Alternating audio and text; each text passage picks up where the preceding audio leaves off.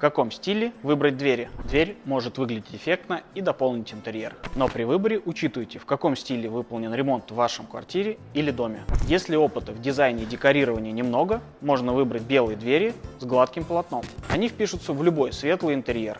А в стиле лофт можно использовать белые, темные или цветные двери со сколами или потертостями, или с бетонной отделкой. Для классического интерьера, как правило, выбирают двери с обрамленными вставками.